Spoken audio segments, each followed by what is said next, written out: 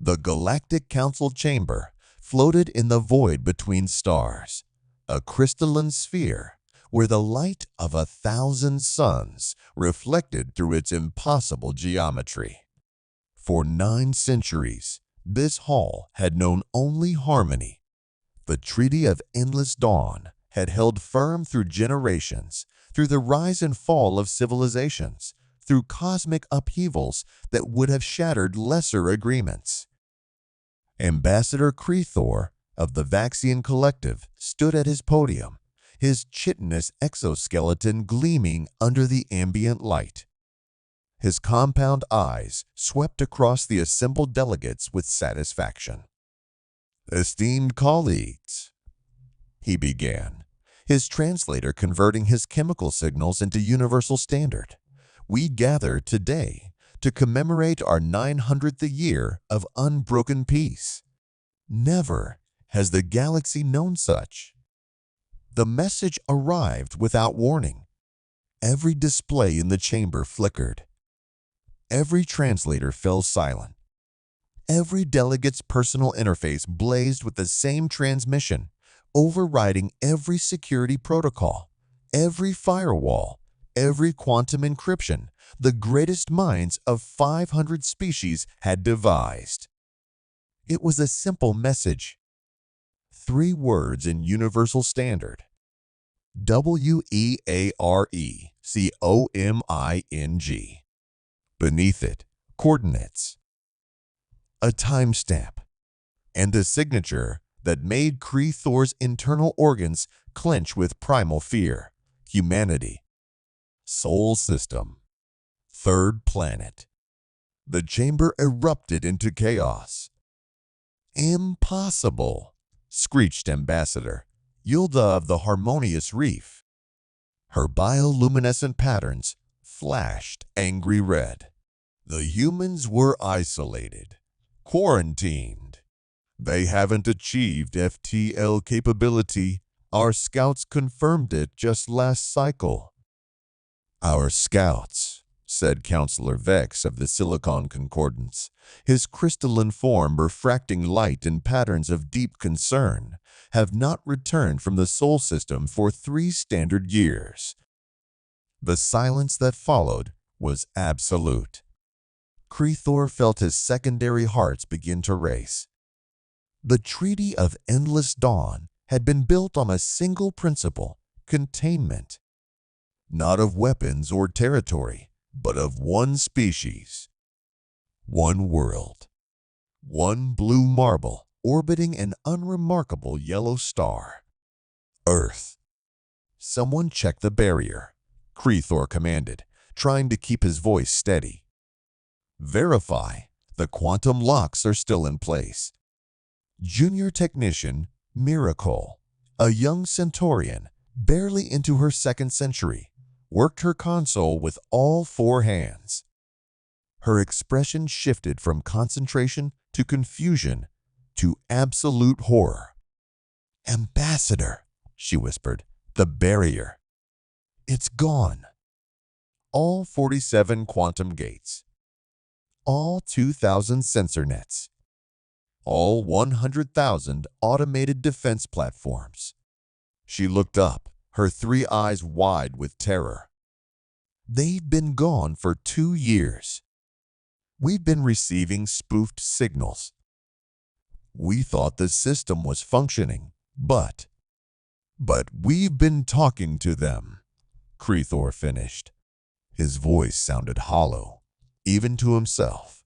"They've been inside our network for 2 years. Ambassador Thelmox of the Eternal Vigil, oldest member of the Council, rose from his suspension field. His species had been starfarers when most of the galaxy still swam in primordial seas. He had been there 900 years ago when they'd made the decision. "I warned you," Thelmox said, his ancient voice carrying the weight of centuries. "I told you all that isolation would not hold forever. That curiosity and determination are forces more powerful than any cage. But you wouldn't listen. You were so certain. They were barely nuclear, Yilda protested. They had just split the atom. They were killing each other over ideologies and resources. We had millions of years of advancement over them. Had, Thelmox repeated. Past tense. How appropriate. Crethor accessed the historical archives, his claws trembling as he navigated to the classified section. The files were ancient, deemed too dangerous for general access. He knew what he would find, but he had to see it again, had to understand what they had unleashed. The file opened. First Contact Event Sol 3, Earth, Evaluation Report. He skimmed past the usual details. Population, 3.2 billion. Technology level, early atomic.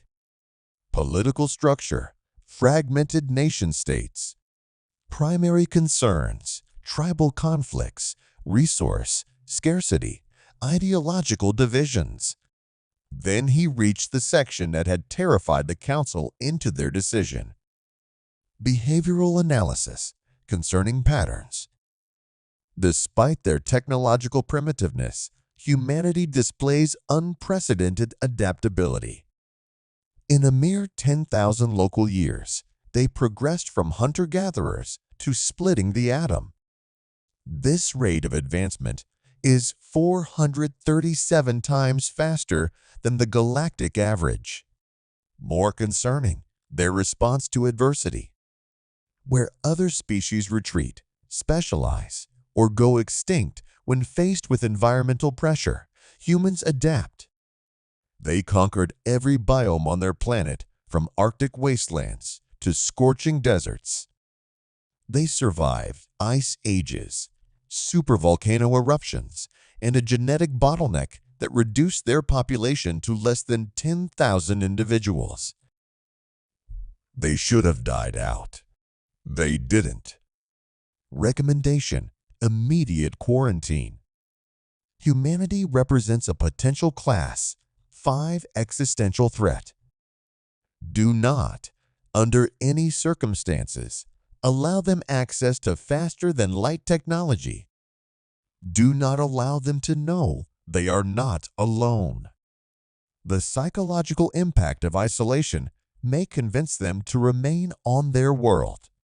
Alternative: share all technological knowledge freely and integrate them as equals in the galactic community.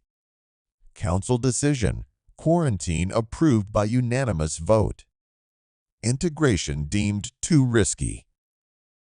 Crethor closed the file. They had chosen fear over friendship, and now they would pay the price. How long do we have? He asked. Miracle's hands danced across her console. Based on the coordinates and timestamp, they'll be here in 47 hours. Mobilize the fleet, ordered Yilta. Every ship, every defense station. If the humans want war. No. Everyone turned to Thelmox. If they wanted war, the ancient ambassador said quietly, we would already be dead. Think about it. They've had access to our networks for 2 years. They know our fleet positions, our defense protocols, our communication channels. They could have struck from the shadows, used our own weapons against us, thrown the galaxy into chaos. He paused. But they sent a message. They gave us warning. They gave us time to prepare. Prepare for what? Crethor asked. The truth, Thelmox replied. They're not coming to conquer. They're coming to talk. And they want to make absolutely certain we understand that this time we will listen. The next 47 hours were the longest in galactic history. The Council mobilized not for war, but for reception. If Thelmox was right, and the ancient ambassador was rarely wrong, then this would be the most important first contact in the history of civilization, even if it was technically second contact. They prepared the Grand Assembly, a space large enough to accommodate representatives from all 500 council species. They scrambled their best Xenoph psychologists, their most skilled diplomats, their leading experts in human culture. Or what they thought was human culture based on observations made 9 centuries ago. They worshipped a man who preached peace and was executed for it, noted Dr. Keelvan, the Council's leading human studies expert.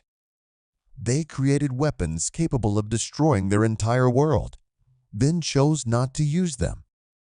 They sent messages into space, knowing they might never be answered, desperate to know if they were alone. His voice grew soft. We let them believe they were. We watched them look up at the stars and wonder, and we stayed silent. We were afraid, Krethor said. We were cowards, corrected Thelmox. When the timestamp reached 0, every sensor in the system locked onto the same point in space. A location precisely at the system's edge, far enough from any inhabited world to prevent collateral damage, close enough to make a statement. Reality tore open. Not with a gentle fold of standard FTL, where space bent and ships slipped through the wrinkle. This was something else. Something that made the fundamental forces of the universe scream in protest. A wormhole. An actual, stable, traversable wormhole connecting 2 points in space-time. That's impossible, breathed Miracle. The energy requirements alone would require harnessing an entire star. A ship emerged. It was small, startlingly so. Perhaps 300 meters long, dwarfed by the kilometer-long dreadnoughts of the Council fleet. But it moved with a grace and precision that spoke of technology far beyond its size. Its hull was dark, seeming to absorb light rather than reflect it. Geometric patterns covered its surface, not decorative, but functional. Each line, each angle served a purpose in ways the Council's sensors couldn't quite decipher. Scan it, ordered Krethor. Full spectrum analysis. The results made no sense. The whole material. It's not any known element, reported Miracle. It's programmable matter, reconfiguring in real time. The energy signature suggests a contained quantum singularity for power. Defensive fields operating on principles our physics says shouldn't work. And the weapons. She paused. I can't identify the weapons. Every time I scan them, they're different. Hail them, Thelmox said. The communication channel opened. For a moment, there was only static. Then an image resolved. A human. Female, judging by the biological markers. But so different from the archival images. This human wore a suit of the same dark material as the ship, flowing like liquid yet rigid as armor. Her eyes modified, clearly, with visible neural interfaces fixed on the camera, with an intensity that made even Krethor uncomfortable. But what struck him most was her expression. Not anger. Not hostility. Disappointment. 900 years, she said. Her voice was clear, unfiltered by translators. She was speaking universal standard perfectly. You watched us for 900 years. You saw us struggle, saw us fight. saw us reach for the stars with primitive rockets and desperate hope. And you said nothing. We meant no harm, Yilda began. You caged us, the human interrupted. Her voice remained calm, which somehow made it more terrifying. You saw a species that frightened you, so you locked us in our own solar system and hoped we'd never figure it out. Did you think we wouldn't notice? Did you think we wouldn't find your sensors, your quantum gates, your automated defense platforms? When did you find them? Krethor asked quietly. A slight smile. 53 years ago. One of our deep space telescopes detected an anomaly. A sensor platform that had degraded enough to become visible. We studied it, reverse engineered it, learned from it. The smile faded. We learned you were watching us. We learned we weren't alone. And we learned you had decided we didn't deserve to be part of your community. You were dangerous. Yilda's bioluminescence flashed angry red. Your own history proved it. Constant warfare, genocide, environmental destruction. We were growing, the human said firmly. Yes, we made mistakes. Terrible mistakes. We nearly destroyed ourselves a dozen times over. But we didn't. We learned. We changed. We became better. She leaned forward. You had a choice. You could have helped us through our growing pains, guided us, been our friends and mentors. Instead, you watched like we were animals in a zoo, waiting to see if we'd kill ourselves. What is your name? Thelmox asked gently. The human's expression softened slightly. Captain Sarah Chen, United Earth Diplomatic Corps. Though I suppose the diplomatic's part is a bit ironic, given that we've never been allowed to practice diplomacy with anyone but ourselves.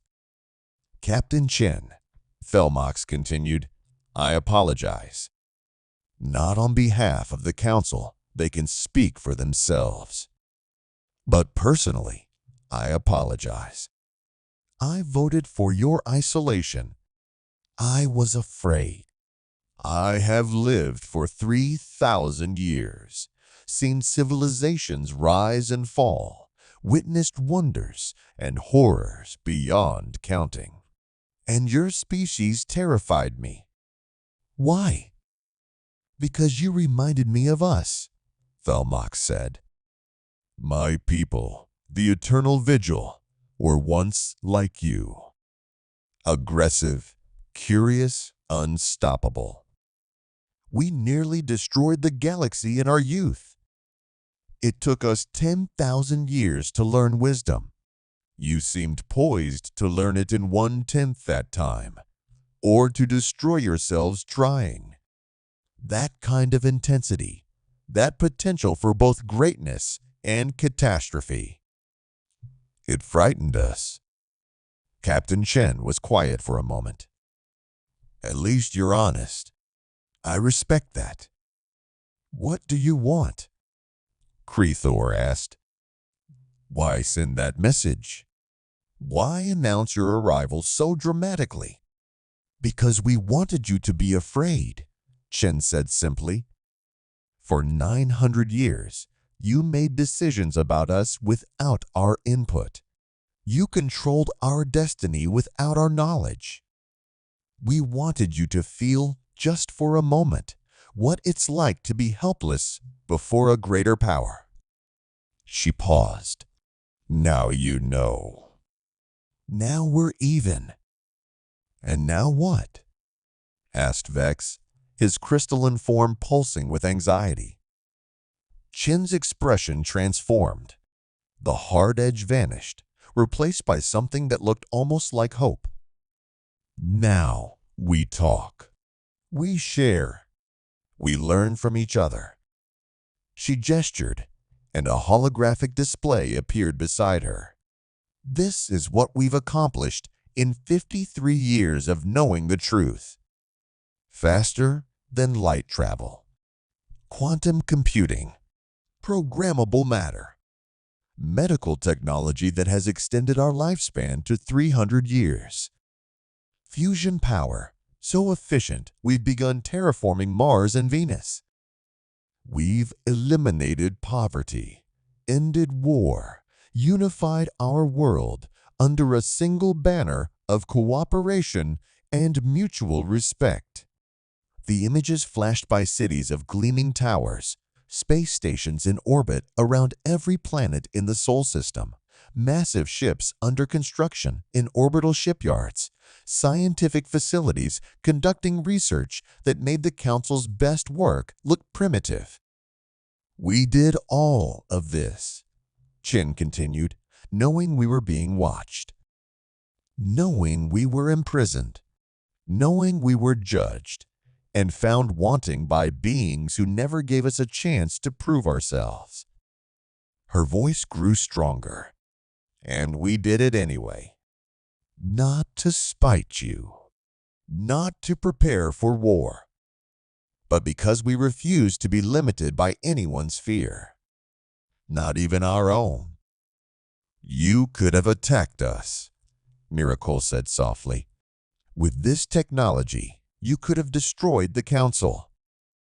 "Yes," Chen agreed. "But what would that prove? That you were right to fear us? That violence is the answer? That might makes right." She shook her head. "We've spent our entire history fighting those impulses. We're not about to surrender to them now." Krethor felt something shift in his thorax, something that felt uncomfortably like shame. "What do you propose?" he asked. Chen smiled. It was a real smile, warm and genuine. "We propose a new treaty. Not one based on fear or containment, but on mutual cooperation. We have technology you don't.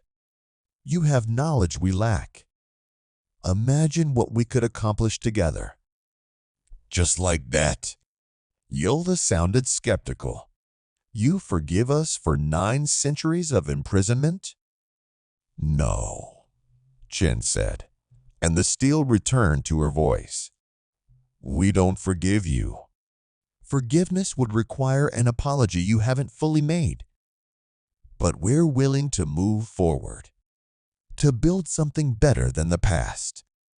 She looked directly at the camera. "The question is, are you?" The council chamber fell silent. For the first time in 9 centuries, they faced a choice that truly mattered. Thelmox rose. "Captain Chen, on behalf of the Eternal Vigil, I formally apologize for the role my people played in your isolation. It was wrong. We were wrong. If you will have us, we would be honored to learn from you, as we should have done 900 years ago." One by one, the other ambassadors rose. Some were quick to apologize, others reluctant, but eventually all stood. Even Yilta, whose bioluminescence had shifted to a humbled blue. "There is something I don't understand," Krethor said. "The message you sent, we are coming. It was designed to frighten us. But why? If you wanted peaceful contact, why not simply ask?" Chen's smile turned slightly mischievous. "Would you have listened? Or would you have scrambled your fleet, reinforced the barrier, increased surveillance? We needed to prove a point, that your cages couldn't hold us anymore. That we were coming, whether you wanted us to or not. And that despite having every reason to be hostile, every justification for revenge, We chose to talk instead. She leaned back. We wanted you to know exactly what kind of species you'd been afraid of. The kind that breaks through barriers not to wage war, but to shake hands. There's a human saying, Velmok said thoughtfully, speak softly and carry a big stick. Exactly, Chen confirmed. You needed to see the stick, to understand what we're capable of. But more importantly, you needed to hear us speak softly, to understand what we choose to be. Your ship, Vex said suddenly. May I ask its name? Chen's smile widened. The olive branch, named after an ancient symbol of peace on our world. She gestured to the viewport behind her, where the wormhole still hung in space. Though I should mention, she didn't come alone. Krethor's heart sank. How many ships? 1,000, Chen said calmly. Each one capable of what you've seen here. Each one crewed by humans who remember the 900 years of silence. Each one armed with weapons we developed specifically because we knew we might need to fight for our freedom. She paused. And each one under strict orders not to fire unless fired upon. We came prepared for war, Ambassador. But we came hoping for peace. The implications were staggering. 1,000 ships with technology decades or centuries beyond the Council's best. Humanity hadn't just escaped their cage. They'd learned to build cages of their own and chosen not to use them. The Treaty of Endless Dawn ended today, Krethor said slowly. Not because of war, but because it was built on a lie. On fear instead of trust. Yes, Chen agreed. But something better can take its place. We propose the Treaty of New Dawn. A real peace built on honest cooperation between equals. Equals? Yilda sounded almost offended. You've been spacefaring for barely a century. And in that century, we've accomplished what took you millennia. Shen interrupted. Not because we're better, but because we're desperate. Because we've spent 900 years knowing we're not alone and being unable to reach out. Because we've channeled all our fear, all our anger, all our loneliness into one single goal, proving we deserve a place at the table. Her expression softened. We're not claiming superiority. We're claiming equality. Can you give us that? Mox laughed. It was a sound like rocks tumbling down a mountainside. Captain Chen, I think we have no choice but to acknowledge your equality. You've rather definitively proven it. Over the next hours, the details were hammered out. The human fleet would stand down but remain in the system as a gesture of strength and readiness. The Council would open formal diplomatic relations with Earth and begin cultural and technological exchanges. The barrier would be officially dismantled in a ceremony attended by both sides. And most importantly, humanity would be granted full membership in the Galactic Council, with all the rights and responsibilities that entailed. As the negotiations wound down, Krethor found himself alone in a side chamber with Captain Chen's hologram. May I ask a personal question? He ventured. Of course. How did you maintain hope? Knowing you were isolated, knowing you were being judged and found wanting. How did your people not despair? Chen was quiet for a moment. We almost did. Many times. When we first discovered the truth, There were those who wanted to rage against you, others who fell into depression, convinced we were inherently flawed. But eventually, we remembered something important about being human. What's that? We've always been alone, Chen said simply. For hundreds of thousands of years, we looked up at the stars and saw only silence. We sent messages knowing they might never be answered. We built radio telescopes, hoping to hear any voice but our own. Loneliness isn't new to us, Ambassador. It's our default state, she smiled. The difference is, once we knew you were there, we knew the loneliness would end eventually. All we had to do was be patient, be better, be ready for the day we could break free and prove we were worth talking to. You're remarkable, Krethor said softly. We're human, Chen corrected. Stubborn, curious, optimistic to the point of absurdity, and too dumb to know when to give up. It's gotten us into trouble more times than I can count. But it also got us here. When the final treaty was signed, the human fleet emerged from their holding position. 1,000 ships, each one a masterpiece of engineering and a testament to human determination. They formed up around the olive branch in a formation that was both beautiful and terrifying in its precision. People of the Galactic Council, Captain Chen's voice rang out across every channel. On behalf of the United Earth and all humanity, we accept your invitation to join the community of civilized species. We come not as conquerors, but as friends. Not as supplicants, but as equals.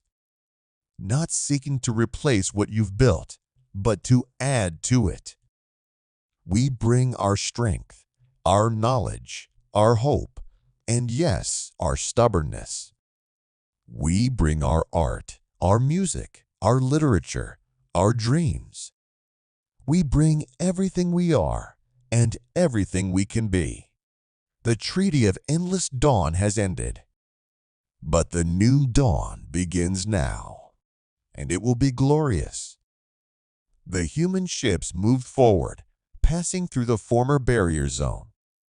As they did, something remarkable happened. Each ship released a small object, a physical message, translated into every known language, carried by simple chemical rocket propulsion that humanity had used 900 years ago. When the Council retrieved and examined them, they found identical statements. To whoever finds this, we are the United Earth, and we are glad to finally meet you. We're sorry it took us so long to break through your fear and ours. We hope that together, we can build something neither of us could achieve alone. Welcome to the new dawn. Humanity. Crew held the small rocket in his claws, feeling its weight, its simplicity, its perfect symbolism. They had come in ships of incomprehensible power, but sent their greeting in the same way they'd send messages into the void 9 centuries ago. With hope, with openness, with an invitation to connect. They really are remarkable, he murmured. They're terrifying, Yilda said beside him. But her bioluminescence pulsed with an odd mixture of fear and admiration. Perhaps, Thelmox said, holding his own rocket, the most terrifying thing about humanity is not their capacity for violence or their technological advancement. It's their unwillingness to hate us. We imprisoned them, watched them, judged them, and they responded by offering friendship. That's not terrifying, Miracle said softly. That's inspiring. In the days that followed, as human ambassadors began arriving at council stations and human technology began flowing into galactic databases, a fundamental shift occurred in the balance of power, not through conquest or intimidation, but through simple presence. Humanity had spent 900 years preparing for this moment. They had learned every language, studied every culture, analyzed every species. When their diplomats spoke, they spoke with knowledge and respect. When their scientists collaborated, they brought fresh perspectives and relentless curiosity. When their artists shared their work, they touched hearts across species barriers. The galaxy discovered what the Council had feared. Humanity was indeed a force to be reckoned with. But not because they were violent or aggressive.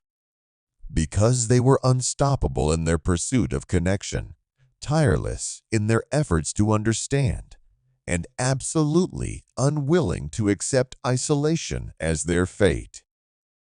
6 months after first contact, Ambassador Creathor found himself in a human establishment on the newly opened Earth station Osiris. It was called a coffee shop, and the brown liquid they served was apparently mildly stimulating to most species. Captain Chen, now officially Ambassador Chen, sat across from him, sipping her own coffee with evident pleasure. "I've been thinking about that message," Creathor said. "We are coming." 3 words that ended 9 centuries of peace. Technically, Chen said with a smile, it wasn't really peace. It was just the absence of war.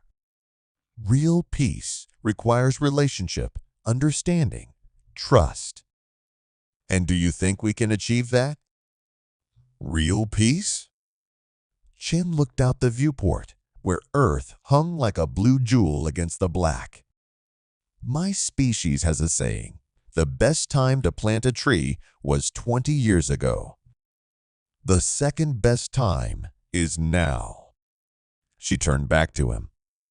You should have contacted us 900 years ago. But you didn't. That's done. What matters is what we do now. And what do you think we should do? Build something amazing, Chen said simply. That's what humans do best. We take broken things and make them whole. Take impossible challenges and make them possible. Take fear and turn it into hope. She raised her coffee cup. So here's to the new dawn, Ambassador. May it be as bright as we dare to dream. Creathor raised his own cup, still not entirely sure what he thought of coffee. To the new dawn, and to humanity, who taught us that peace is not the absence of conflict, but the choice to seek understanding despite fear. They drank, 2 representatives of species who should have been enemies, who could have been friends 9 centuries earlier, but who were finally beginning to understand each other. In the end, humanity hadn't ended the peace. They'd revealed that there had never been real peace to begin with. Only fear masquerading as security. Only isolation pretending to be safety. And in breaking through that false peace, they'd made something genuine possible for the first time in 900 years. The message had been simple, we are coming. But what they'd brought was far more complex, hope, strength, determination, and an offer of friendship that the galaxy was only beginning to understand how to accept. It would not be easy. There would be challenges, misunderstandings, conflicts to resolve. But for the first time, humanity and the galaxy would face them together. And that made all the difference.